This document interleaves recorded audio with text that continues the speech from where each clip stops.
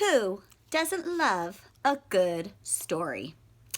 A story can be about your favorite pet. There's all kinds of fun pet stories, and everybody loves to write about their pet. There you go now, buddy. How about something you enjoy, like going to the beach? Summertime, right?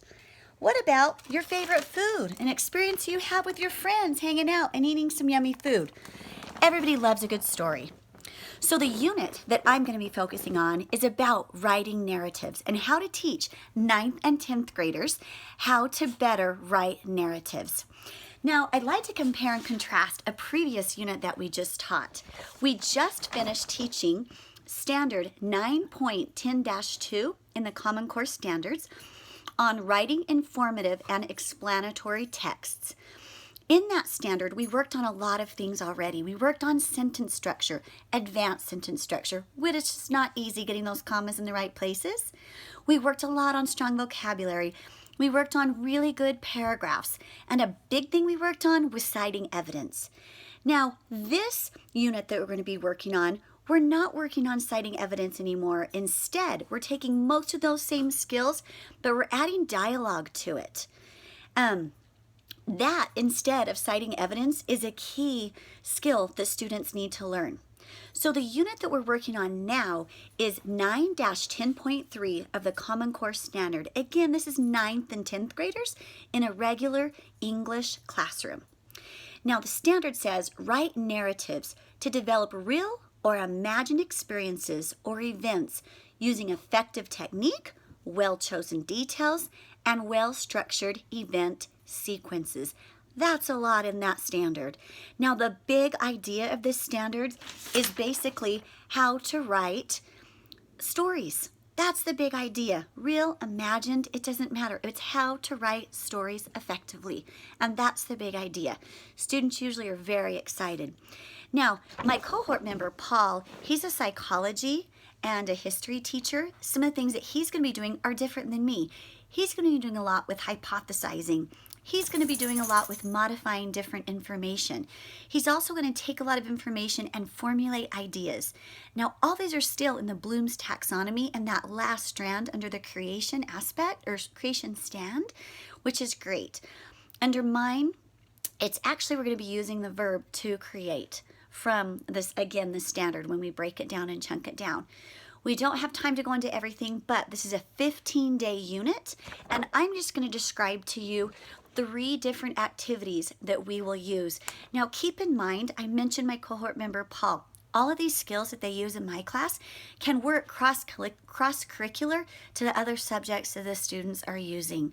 And I love when teachers tell me, oh my gosh, they've improved in their sentences. They're answering their questions so much better. I'm like, score. So anyways, I want to start with our final product. The final product is the students are basically writing their own narratives, but that's done over, again, 15 different lessons. I'm going to mention 3 of them to you. They're one of my 3 favorite ones. Okay, the first one is we teach leads and endings, because that's exciting to students. So they start with the beginning and they start with the end. I'm going to focus on the ending one right now. We teach the students there's 8 different endings that they can do. There's more than this, but usually any kind of ending can be categorized into one of these 8 endings. So the way that we teach that is that we read lots of mentor texts. We get actually children's books, and because they're quick, they're easy, and we can find many examples of these endings. Let me list the endings for you. Number 1, there's question. You know, who doesn't like a story that ends in a good question? There's humor. There's reflection, cliffhanger, ends with a twist. There's an emotional ending, either sad or happy. There's a circular ending where we go back to the beginning. And there's also the one where they learn a lesson. So those are the 8 that we teach them. Part of this lesson, we write these different endings on pieces of paper. We give them some characters. We give them a basic plot. And then they have to draw, and they get to not choose which ending they have to write. They have about 5 to 6 minutes to write a quick ending, and then we do it popcorn style where students stand up and share their endings, and then we can do it lots of different ways. They can guess what ending they had. They can share what ending. You can do a competition with it, divide them into teams, And just depending on the class flow and how it's going, you can do that. But it's always fun, and they really learn these 8 endings, especially when we have anchor charts on the wall.